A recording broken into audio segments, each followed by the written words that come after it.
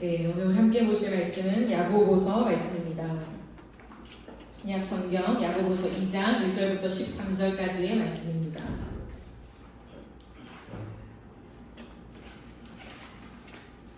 야고보서 2장 1절부터 13절까지의 말씀입니다.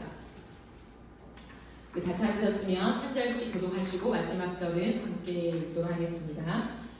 네, 형제들아, 영광의 주 곧 우리 주 예수 그리스도에 대한 믿음을 너희가 가졌으니 사람을 차별하여 대하지 말라.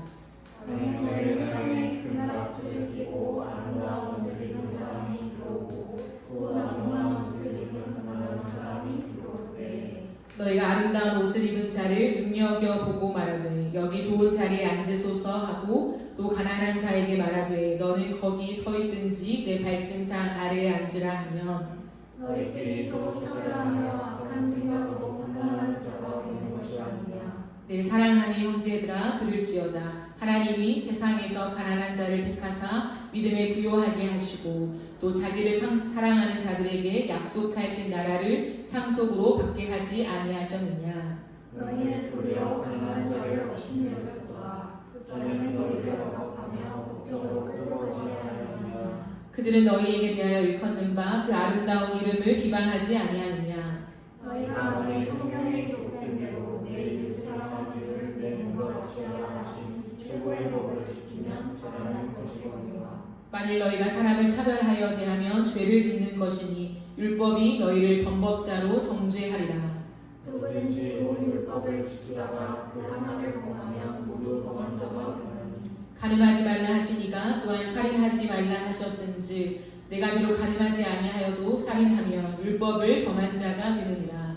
너희는 자유의 율법대로 심판받을 자처럼 말도 하고 행하기도 하라. 함께 읽겠습니다. 긍휼을 행하지 아니하는 자에게는 긍휼 없는 심판이 있으리라. 긍휼은 심판을 이기고 자랑하느니라. 아멘. 반갑습니다. 네. 품격을 높여라 시리즈 두 번째 시간입니다. 오늘은 태도의 품격이라고 하는 제목으로 하나님 말씀을 전하도록 하겠습니다. 그리스도인들에게는 갖추어야 하는 태도의 품격이 있어요. 오늘 말씀 안에서는 그 태도가 무엇인지 우리에게 말해주고 있습니다. 태도가 뭘까요? 태도라는 말은 참 우리에게 익숙한 말이죠. 태도라고 하는 사전적인 정의는 어떤 일이나 상황 따위를 대하는 마음가짐을 얘기해요. 또는 그 마음가짐이 드러난 자세를 말합니다. 결국 태도는 내 마음에 있는 것이 자세로 드러나는 거라는 거죠. 마음에 있는 것이 자세로 드러나는 것이 태도다. 그러므로 우리는 겉을 보지만 그 겉으로 형성되어지는 태도는 결국 궁극적으로 내 마음에 있는 것에 대한 표현이라고 생각하시면 될 것 같아요. 이 정의를 우리가 염두에 두고 오늘 본문을 함께 살펴보겠습니다. 우리 야고보는 우리에게 내 형제들아, 영광의 주 곧 우리 주 예수 그리스도에 대한 믿음을 너희가 가졌으니 사람을 차별하여 대하지 말라라고 말씀하고 있습니다. 영광의 주라고 하는 표현은 뭐냐면 특별히 예수님을 가르치는데 예수님의 십자가와 부활을 강조할 때 쓰는 표현이에요. 그 영광의 주, 우리를 위하여 십자가를 지시고 부활하신 예수 그리스도, 그 주님에 대한 믿음을 너희가 가졌으니 사람을 차별하여 대하지 말라라고 하죠. 이 의미는 두 가지로 해석될 수 있습니다. 첫 번째는 뭐냐면 예수님을 믿는 사람은 사람을 차별하면 안 된다라는 의미예요. 그리스도에 대한 믿음이라는 것은 또 하나로는 이렇게 해석할 수 있어요. 예수님의 신실하심을 마음에 둔 사람은 사람을 차별할 수 없다는 거죠. 즉, 예수님의 그 신실한 사랑을 내 마음에 가지고 있는 사람과 차별은 양립할 수 없다라고 하는 거예요. 그런 의미가 여기에 포함되어 있습니다. 즉, 예수 그리스도의 십자가와 부활을 믿는 믿음을 가진 우리가 이 땅에서 어떠한 태도로 살아가야 하냐면 사람을 차별하여 대하지 말라라고 야고보는 힘주어서 얘기하고 있다라는 거예요. 그러면 차별이 무엇일까요? 차별. 야고보는 이어서 한 예를 들어서 차별이 무엇인가를 설명합니다.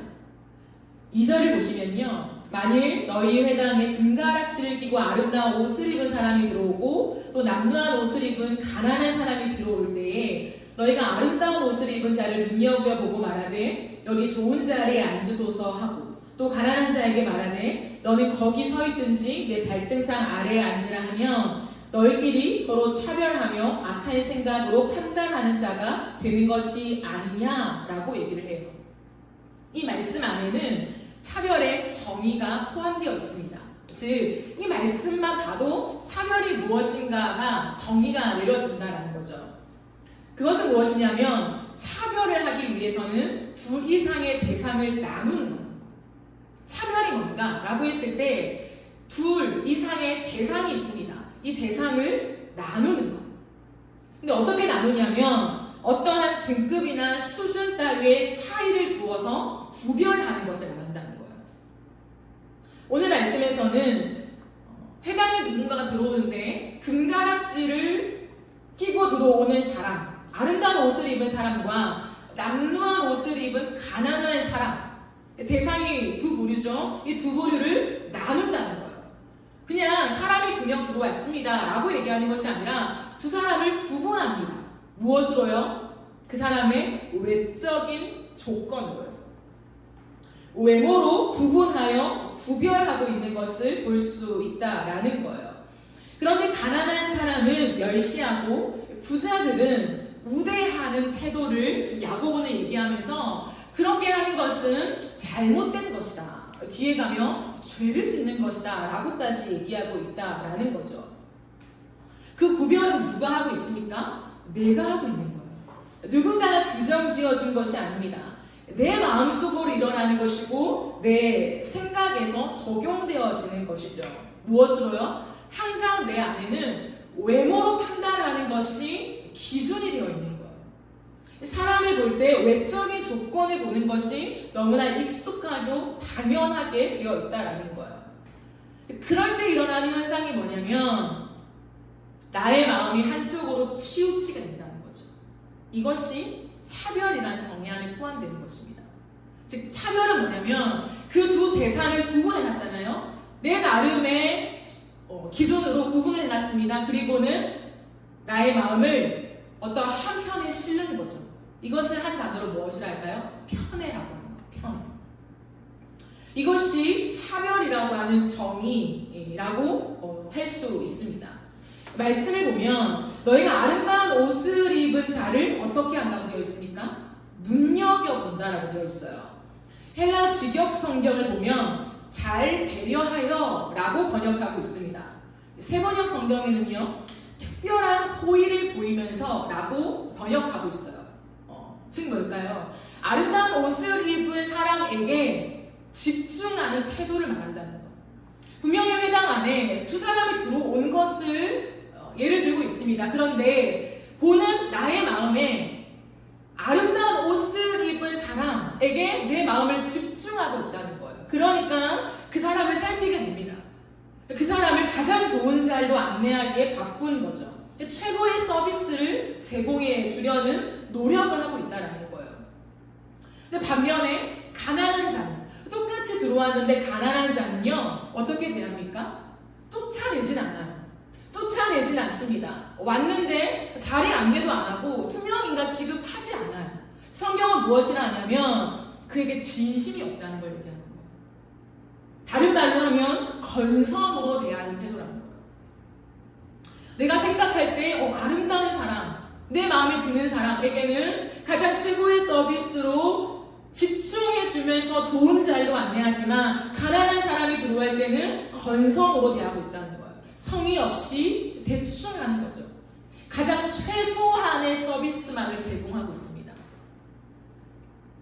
성경은 이것을 차별이라고 한다는 거예요. 차별. 야고보는 이 말을 한 다음에 하나님께서 어떻게 우리를 대우하시느냐로 연결해서 설명해요. 뭐라고 하냐면 5절에서 내 사랑하는 형제들아 들을지어다. 하나님이 세상에서 가난한 자를 택하사 믿음에 부요하게 하시고 또 자기를 사랑하는 자들에게 약속하신 나라를 상속으로 받게 하지 아니하셨느냐? 6절에서 너희는 도리어 가난한 자를 업신 여겼다라고 합니다.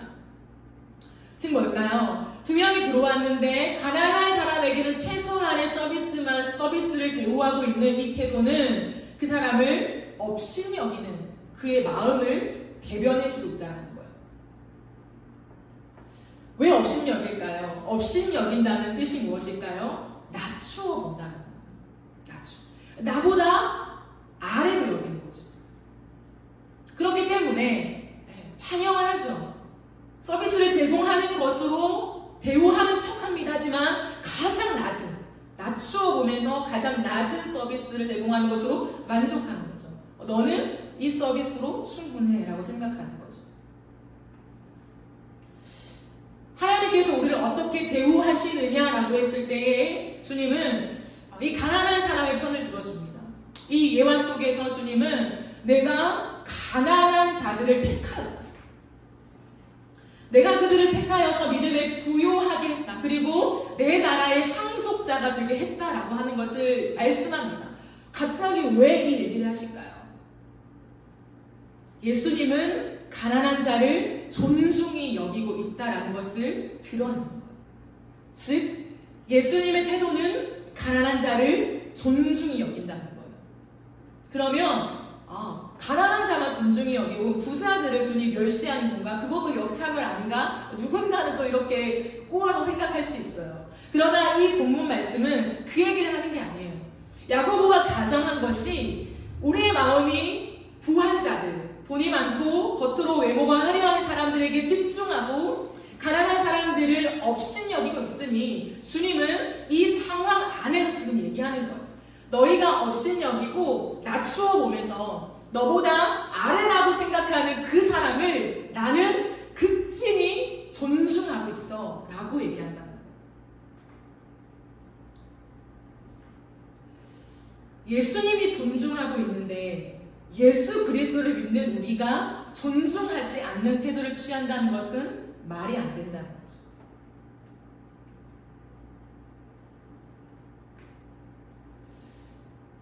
성경에서 예수님께서 많이 이 땅을 살아가시면서 보여주시는 모습들이 있습니다. 그런데 그 모습 속에서 우리는 어쩌면 예수님은 그래 가난한 사람들의 편, 늘 가난한 사람들을 찾아갔고 소외된 사람들을 찾아갔어 라고 생각할 수 있어요. 하지만 그렇지 않습니다. 예수님이 이 땅을 살아가실 때에 부자들 그리고 권위 있는 사람들, 특별히 바리새인들에게 동일하게 찾아가셨을 때 그들에게는 책망을 하셨어요. 그들에게는 질책을 하셨습니다. 그리고 성경을 보니 가난한 사람들한테는 다소 친절하고 따뜻한 그러한 호의를 베푸시는 그 모습을 발견할 수 있다는 거예요.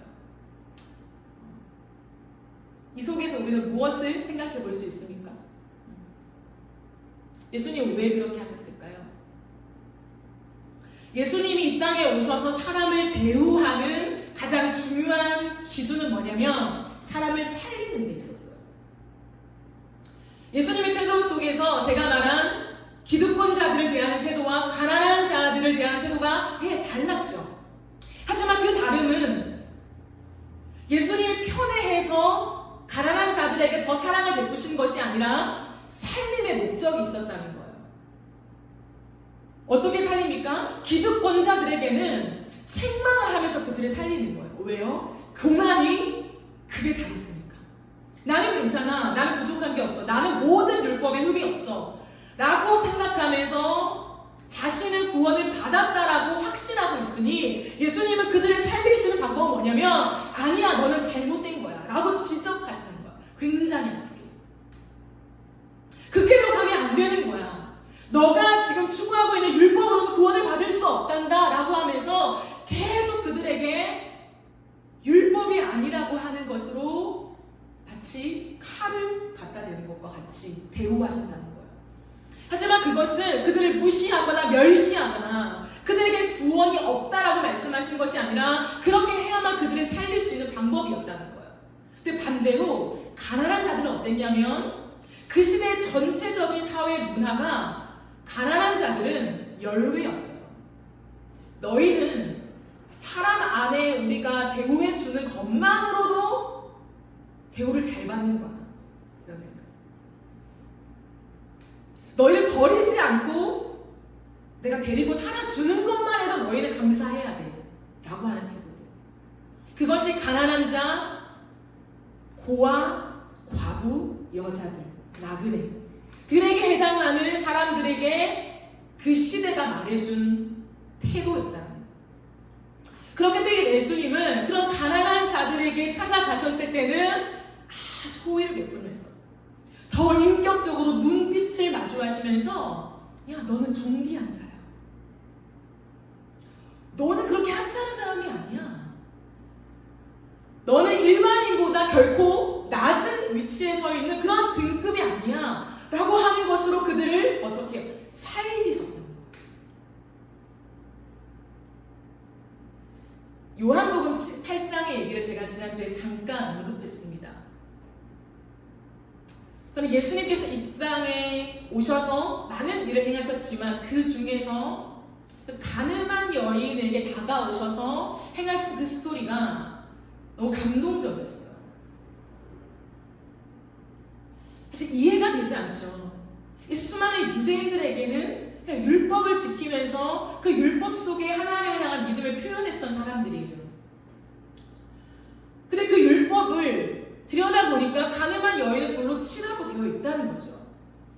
율법을 버릴 수 없는 노릇입니다. 율법을 지켜야죠. 근데 예수님께서 취하신 행동은 뭐냐면 너희 중에 죄 없는 자가 먼저 돌로 치라라고 말씀하셨어요. 그러니까 모든 사람들이 떠나가잖아요. 그리고 그 여인과 마주하면서 예수님이 하신 놀라운 발언, 나도 너를 정죄하지 않는다. 예수님이 그 말씀을 하시잖아요. 율법을 예수님 버리신 걸까요? 율법은 중요하지 않아. 율법은 안 지켜도 돼. 그 말씀을 하고 싶은 걸까요? 그렇지 않다는 거예요. 무엇을 지금 지적하고 싶냐면 유대인들은 지금 율법의 조항, 그 항목을 지키는 것에 생명이 있다고 생각했어요. 내가 율법을 지키면 살 수 있어. 구원을 받을 수 있어. 라고 생각했다는 거예요. 하지만 예수님이 뭐냐면 율법이 중요하죠. 하나님의 말씀이 중요합니다. 하지만 그 하나님의 율법과 말씀은 단순히 항목을 잘 지키는 도덕률에 있지 아니하고 그 모든 것을 감싸는 율법의 정신은 사랑이라는 거예요. 그 사랑이 뭡니까? 살리는 거예요. 너희가 지금 율법 안에 생명이 있다고 생각하면서 이 모든 율법을 잘 지키려고 하는데 너희의 율법은 지금 이 가늠한 여인을 죽이고 있다.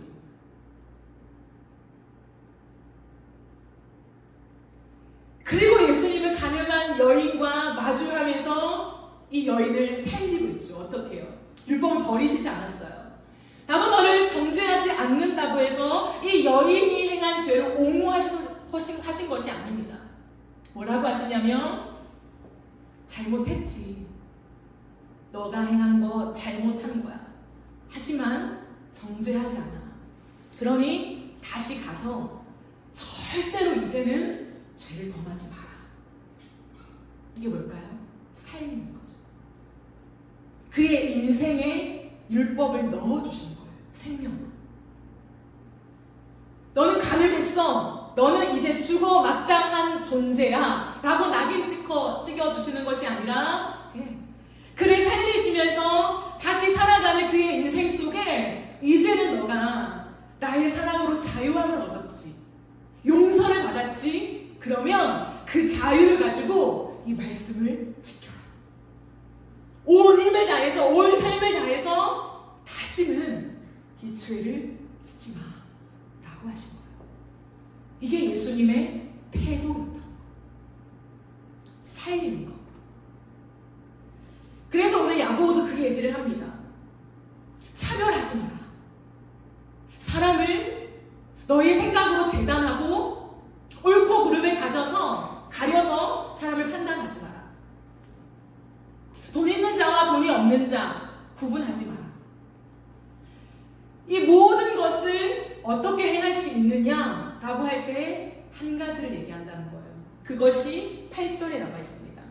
너희가 만일 성경에 기록된 대로 내 이웃을 내 몸과 같이 사랑하라 하신 최고의 법을 지키면 잘하는 거다 라고 얘기하시죠. 성경에 기록된 대로.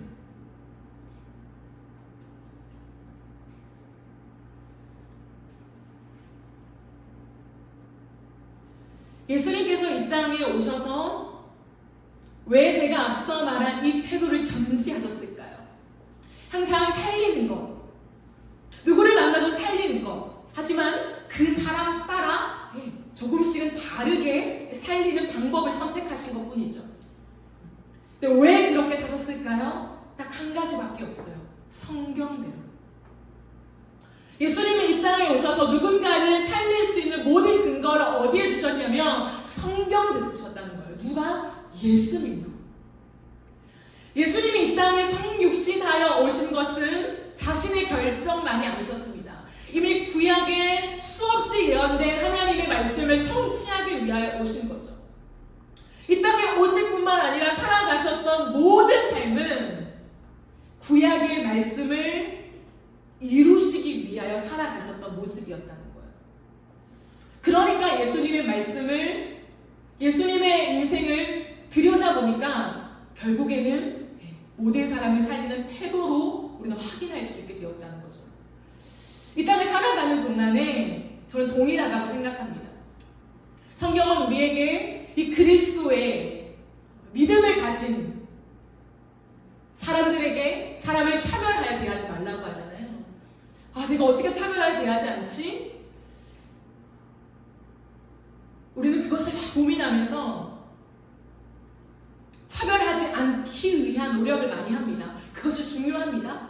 하지만 더 중요한 건 뭐냐면 차별하지 않기 위해서는 하나님의 말씀을 나의 인생의 가장 최고의 권위에 두어야 한다는 것.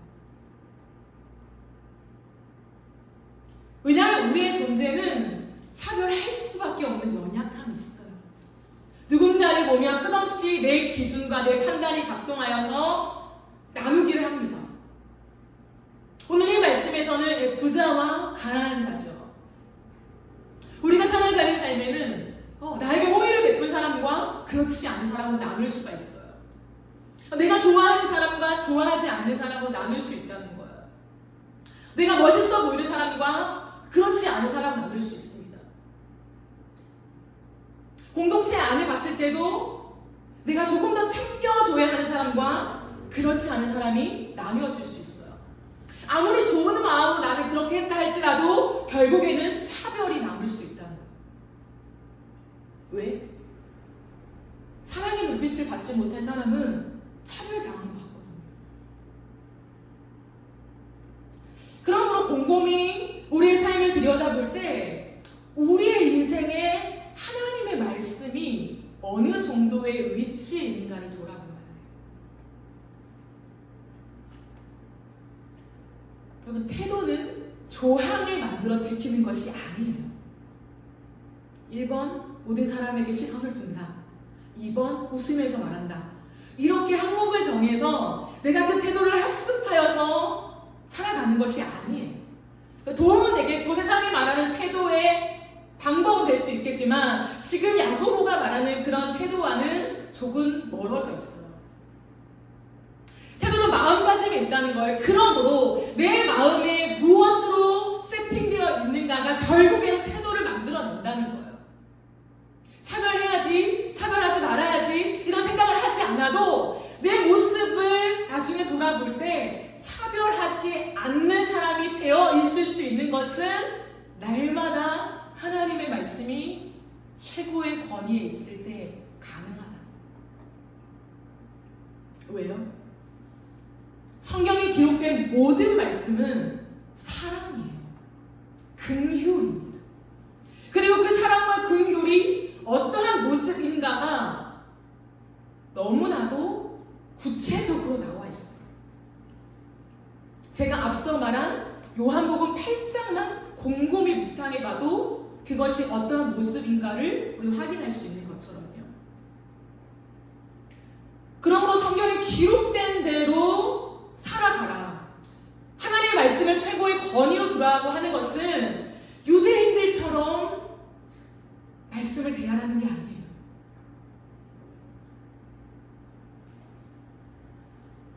형식적으로 내가 해야 하니까 취하는 그런 태도가 아니라는 거예요. 뭘까요? 그 정신을 깊이 묵상하는 거예요. 이게 태도죠. 마음가짐.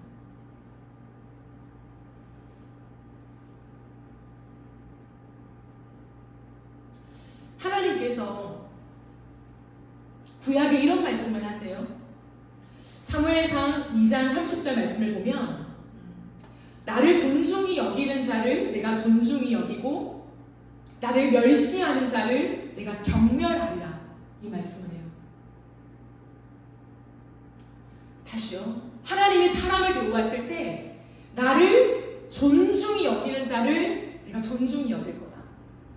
하지만 나를 멸시하는 자를 내가 경멸할 거야 라고 말씀하십니다. 누구한테 얘기하시는 줄 아세요?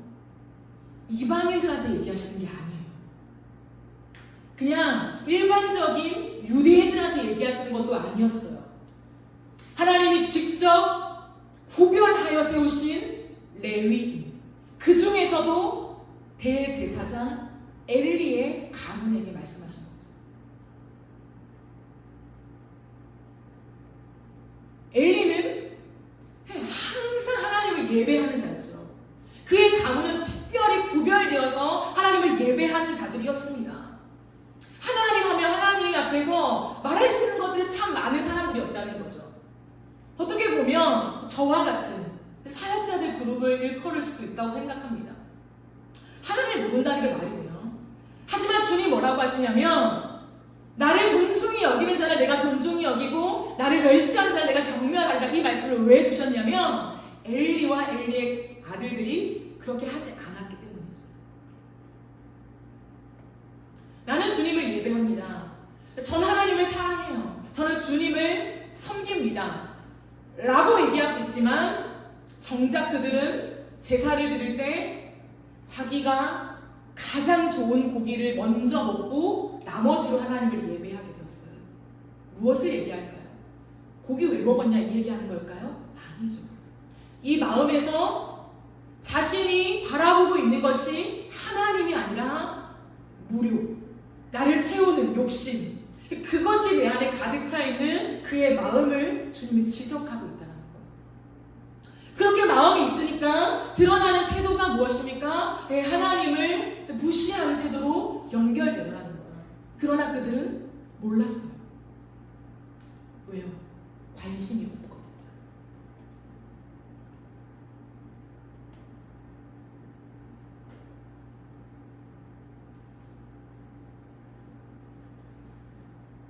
우리는 이 말씀을 잘 묵상해 보아야 합니다.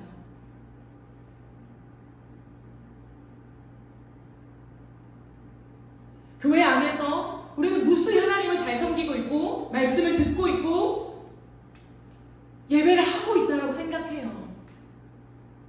하지만 우리의 삶에서 하나님을 존중하지 않는 모습을 견지할 수 있다는 거죠.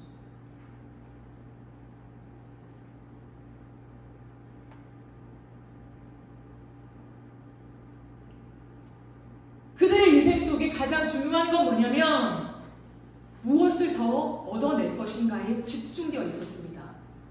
왜 이것을 얘기할까요? 이렇게 살아가는 그들의 인생 속에 가난한 자들을 돌봄이 없었어요. 그들의 인생 속에 정의가 사라졌다는 거죠. 그러니까 차별이 남는 거예요.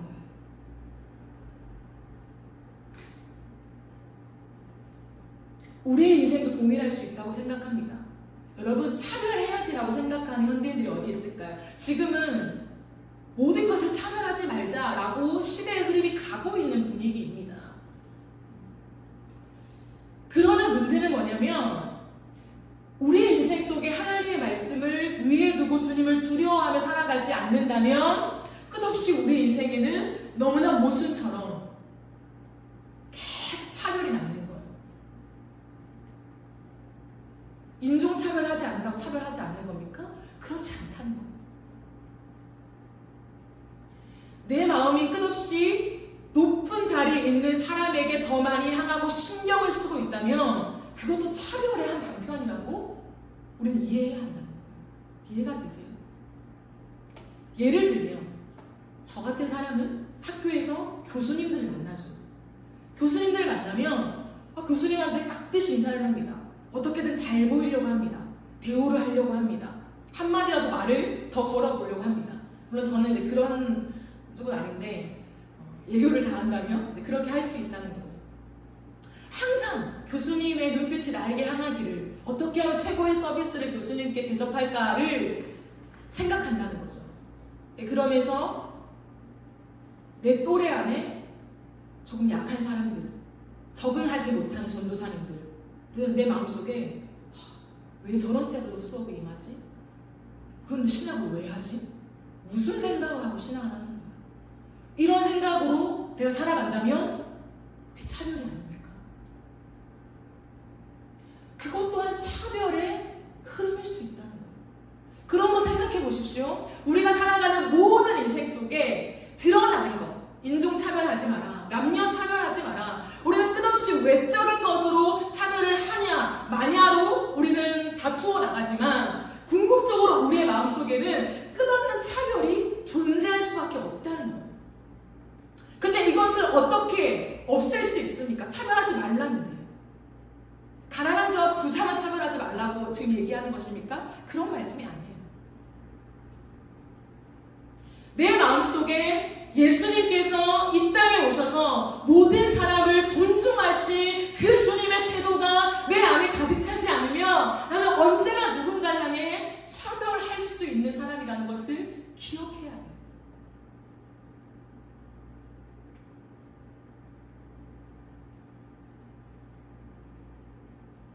예수님이 우리에게 오셔서 나는 너를 존중한다. 나는 너를 귀하게 여긴다.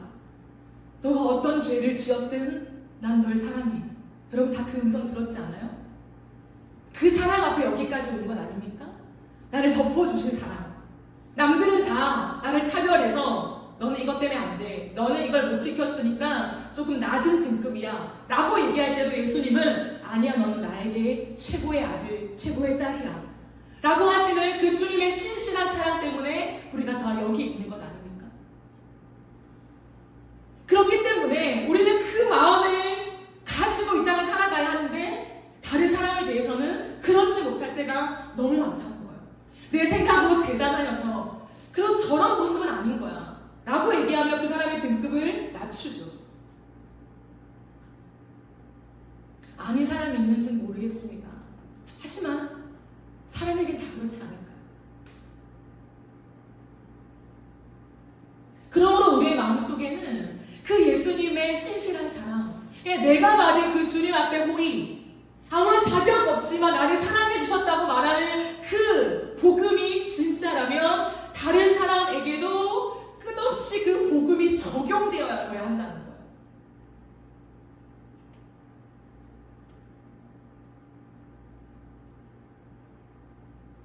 그러므로 저는 이 말씀 속에서 본문을 읽어가고 또 읽어가면서 처음에는 그래 차별하지 마라.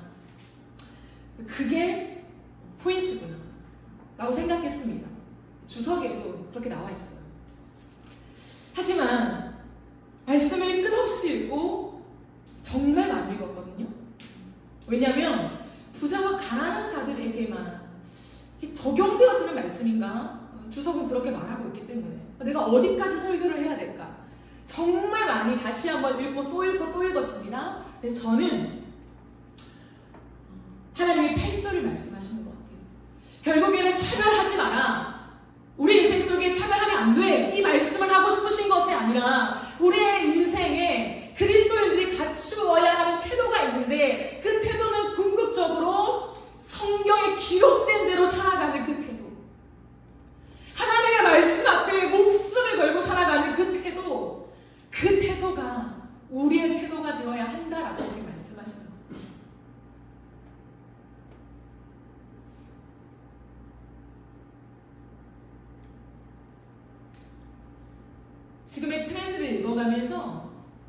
많은 설교를 들어요.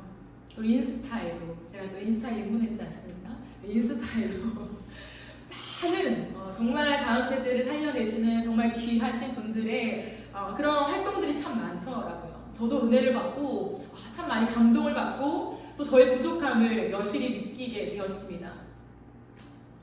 그러나 그런 감동이 있는 반면에 한켠에 어떤 마음이 드냐면 두려운 마음이 들었어요.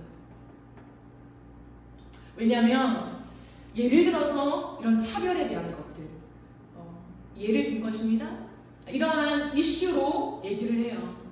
우리는 차별하면 안 됩니다. 인종 차별을 하면 안 되고, 특별히 지금 많은 이슈가 되고 있는 동성애자들에 대한 것들, 수많은 것들에 대한 얘기들을 다루어 가요. 그리고 우리의 연약함들을 위로하고 보듬어주고 세워나가는 그런 많은 아름다운 설교와 이야기들이 가득했어요. 하지만 하나님의 말씀 앞에 죽고 사는 법을 가르치는 그 흐름이 너무 많이 약해 있다는 생각이 들었어요. 시대의 옷을 입고 우리가 조금 더 쉽게 설교하고 우리에게 와닿는 용어로 전달하는 것들이 굉장히 중요하죠. 하지만 그 이슈를 다루어주고 어떻게 해야 되는지에 대한 방법을 제공하고 위로하는 것으로 결국 우리는 잘 살아갈 수 없어요. 하나님 앞에 살아가는 우리의 인생의 궁극적인 태도가 하나님의 말씀, 오늘도 이 성경을 내가 직접 읽고 직접 대하고 직접 실행하는 이 모습을 훈련해 나가지 않으면 아무도 이 세상에서 다르게 설 수 없다는 거죠. 근데 그게 너무 약한 거죠. 왠지 모르겠지만 제 마음속에 많은 눈물이 났어요. 하나님의 말씀이 어렵죠. 하지만 이 말씀이 생명이라고 가르치면서 이 말씀을 내가 직접 읽을 수 있도록, 이 말씀 앞에 내가 차별에 대한 것들을 직접 실험할 수 있도록, 내 인생의 많은 문제들을 적용하여서 당장 답이 안 나와도 조금 길더라도 그 시간 안에 또 엎드리고 또 생각해보고 100번, 200번, 10,000번이라도 같은 구절을 돌아보면서 하나님의 마음이 무엇일까를 생각하며 머물러가는 그 사람들을 세워나가는 것들이 너무 약하다 생각이 들었어요. 성경은 단순히 문자적으로 차별하지 마라, 가난한 자들을 돌보라 라고 하는 도덕적인 교훈을 남기는 책이 아니에요. 하나님의 마음, 하나님의 태도. 여러분, 그것을 어떻게 금방 배울 수 있겠어요? 주님이 몇 천 년의 역사 안에서만 해도 수없이 많은 인생의 일들을 통하여 담아내신 주님의 마음들인데, 우리가 어떻게 단시간 안에 하나님의 사랑은 이런 거야, 신실하시대, 그 하나 한 줄의 말로 다 담아낼 수 있겠어요? 그러니 또 넘어지면 일어날 힘이 없는 거죠.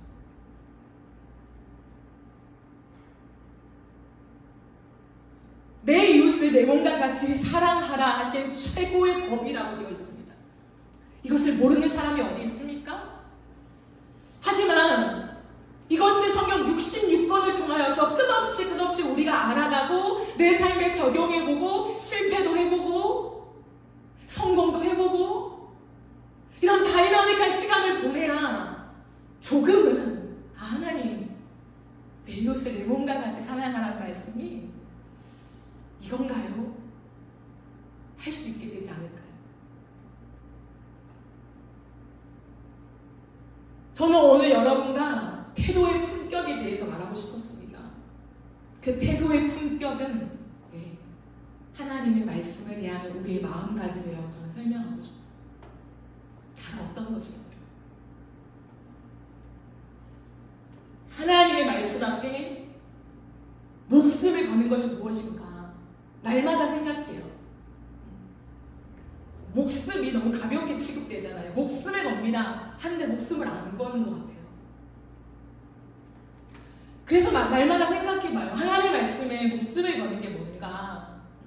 라고 할 때 내 마음속에 진짜 하나님의 말씀을 가장 높이 내가 존중하는 마음을 견지하는 것. 저는 이것이라고 생각했어요. 그리고 내가 읽은 하나님의 말씀을 내 삶 속에서 살아내는 것이라고 생각했어요.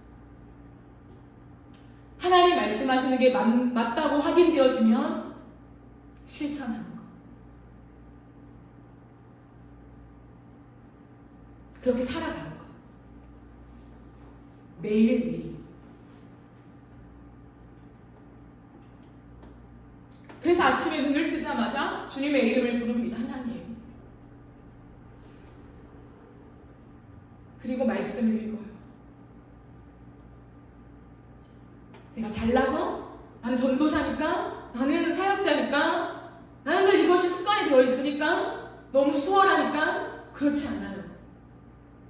내 인생의 태도는 하나님의 말씀을 존중하는 것에 내가 두었기 때문에 아침에 일어나서 하나님의 말씀 앞에 엎드리는 것으로 시작하려고 합니다. 부단. 그리고 그 말씀 앞에 내가 하루를 살아가는 것이 무엇인가를 스스로 정리해내요. 추상적으로 사랑하자, 바르게 대우하자 이것이 아니라 하루의 인생 속에 내가 어떻게 이것을 적용하는가. 끝없이 나의 마음을 돌아봅니다.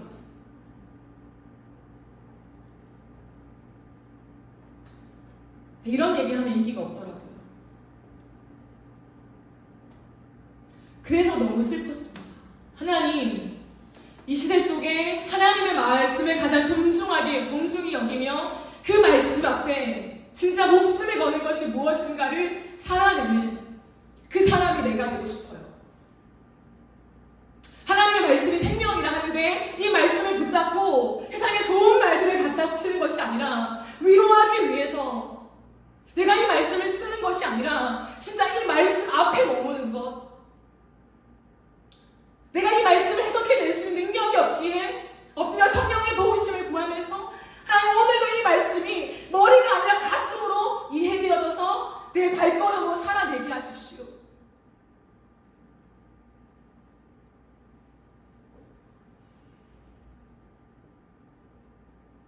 그렇게 하나님을 존중하는 사람이 내가 되고 싶고 또 우리가 되어지기를 원하는 마음인 것이죠.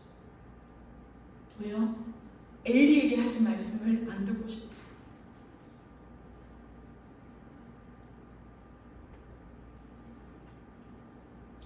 하나님을 존중히 여기는 태도로 살아가고 있으십니까?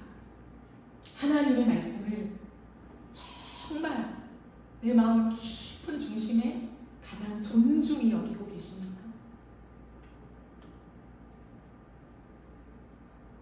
부단히 그 말씀으로 내 삶을 바꿔내기 위해서, 변화하기 위해서 말씀을 읽고 계십니까? 하루에 몇 장이냐 그 체크하고 싶어서 얘기하는 게 아니에요. 아무도 볼 수 없지만 여러분의 마음에, 여러분만 확인할 수 있는 여러분의 마음 속에서 정말 이 말씀으로 살아내기 위해서 하나님 앞에 서 있는 태도를 여러분 가지고 계십니까? 이렇게 사는 사람들이 일어났으면 좋겠어요. 말씀대로, 성경에 기록된 대로 살아가셨던 예수님, 그 예수님의 신실한 사랑에 압도되어서 그리스도인이 된 우리가 이제는 예수님처럼 예 주님 이 66권의 성경에 기록된 대로 내가 살아가겠습니다. 또 넘어지겠죠. 또 실패하겠죠. 때로는 정죄감이 몰려오겠죠. 하지만 그럼에도 불구하고 하나님의 말씀에 생명을 걸고 내가 날마다 주님을 존중하는 태도를 견지하며 내가 살아가겠습니다. 주님. 그게 태도의 품격.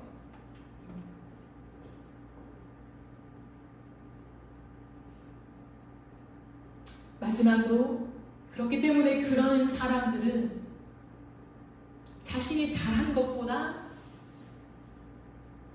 다른 것에 집중해요. 뭘까요? 못한 것에 집중할까요? 더 잘해야 돼. 난 아직도 부족해. 그렇지 않아요. 끝없이 예수 그리스도께 집중합니다. 하나님의 말씀 앞에 씨름하고 또 넘어지고 아니면 잘 살든 내가 바라보는 것은 뭐냐면 예수 그리스도다. 내가 말씀을 얼마나 잘 지켰나 못 지켰나, 얼마나 많이 하나, 이번에 몇 덕을 했나, 한 달에 큐티는 몇 번 했나, 이것을 바라보고 살아가는 것이 아니라 이 말씀을 쳐다보지만 나의 궁극적인 시선은 예수 그리스도께 있는 거예요.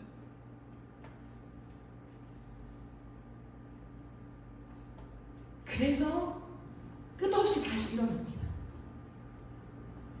끝없이 다시 일어나서 그 예수께 다가가고 다가가서 주를 예배하는 자로 살아가는 거. 그게 그리스도인의 태도입니다. 그래서 경지가 없어요. 끝이 없습니다.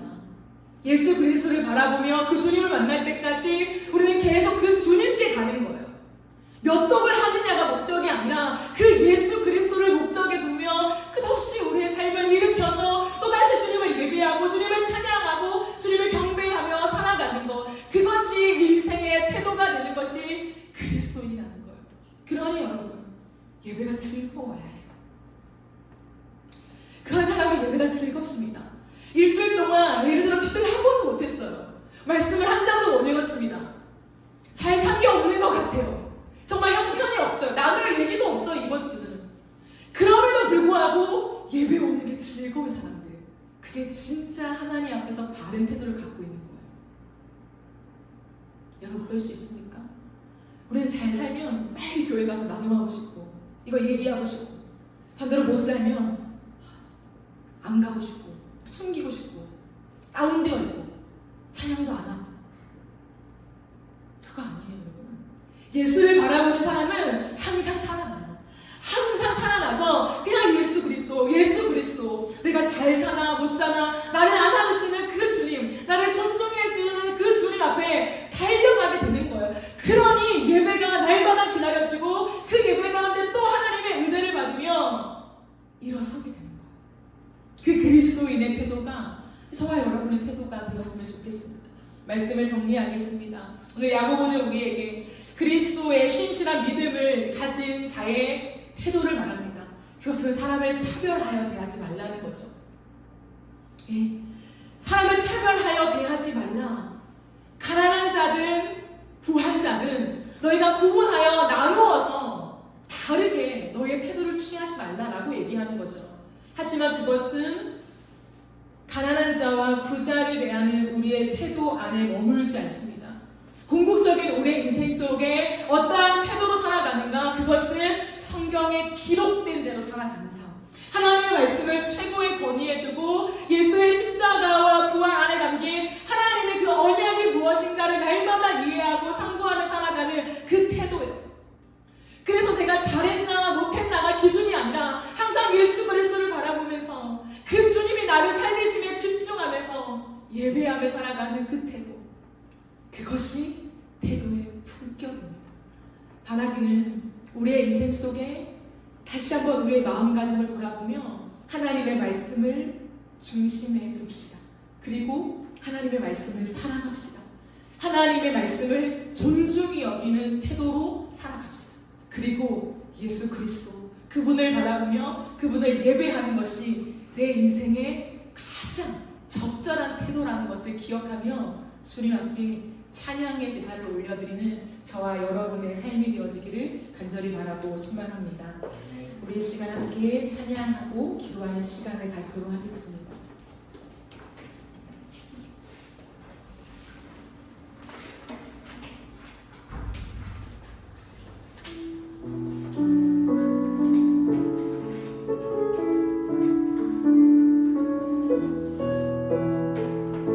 예수 우리들의 밝은 빛, 예수 우리들의 밝은 빛, 은혜와 긍휼을 베푸시는 주, 의의 길을 따라가는 주의 자녀들에게 항상 밝은 빛을 비추시네. 그는 구원의 주 하나님,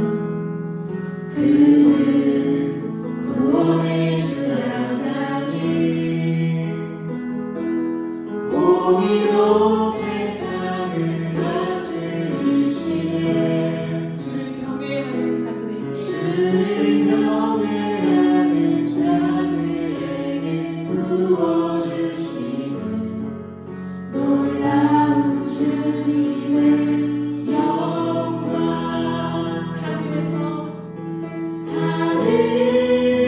하늘에서 찬란하게 빛나는 주의 영광 이 땅에 오셨네. 어느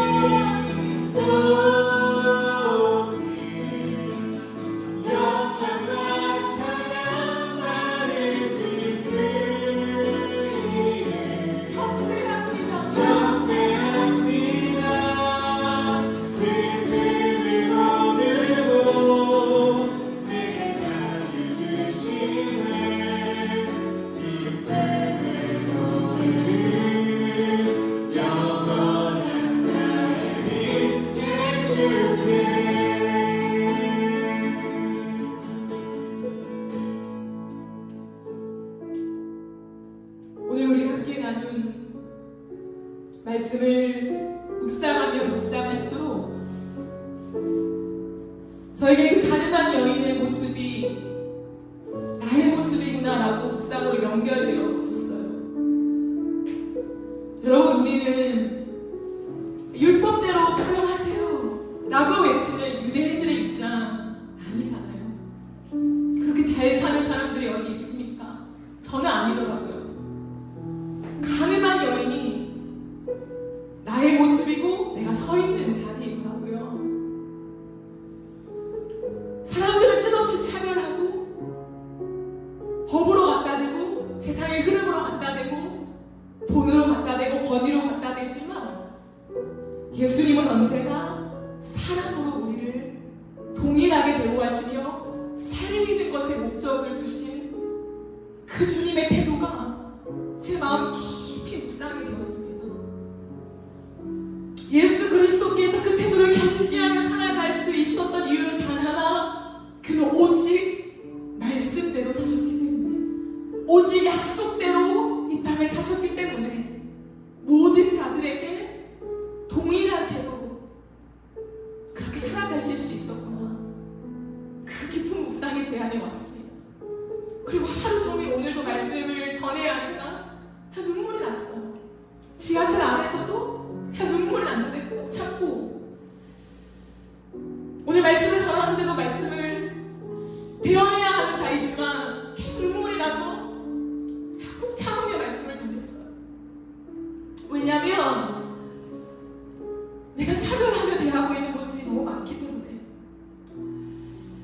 하루의 온종일 삶 속에 하나님의 말씀을 존중히 여기는 모습이 너무 약하기 때문에 애를 쓴다고 살아갔지만 어느 순간 하나님보다 내가 기준, 세상의 것들이 판단의 기준이 되어서 너무 자연스럽게 살아가지고 있는 내 모습이 너무 아파서 저 눈물이 났어요. 우리가 이 시간 기도할 때에 단순히 도덕률로 이 말씀을 받지 말고 내가 정말 어떠한 태도로 살아가고 있는가, 예수를 믿는 내가 정말 예수님처럼 말씀대로 성경에 기록된 대로 살아가기 위하여 내 태도를 부단히 돌아보면서 그렇게 살아가고 있는가, 우리가 이 시간 돌아보며 기도합시다. 성령의 도우심을 요청하며, 하나님, 내 모습이 말씀 하나 제대로 지키지 못하는 가늠한 여인입니다. 그러나 내 앞에 서 계신 예수여, 다시 한번 주님과 눈빛을 마주하게 하시고 그 율법대로 나를 정죄하지 아니하시며 그 율법의 완성인 사랑으로 나를 바라보시는 그 주님의 태도가 무엇입니까? 나를 대하시는 그 주님의 태도가 무엇입니까? 못했다고 정죄하지 아니하시고 다시금 자유의 율법으로 나를 풀어주시면서 그러나 다시는 죄를 짓지 말라고 나를 가독거리시는 그 주님의 태도가 무엇입니까? 하나님, 그 주님의 태도를 담기를 원합니다. 예수 그리스도가 나의 인생의 기준이 되어지게 하시고 그 주님의 높이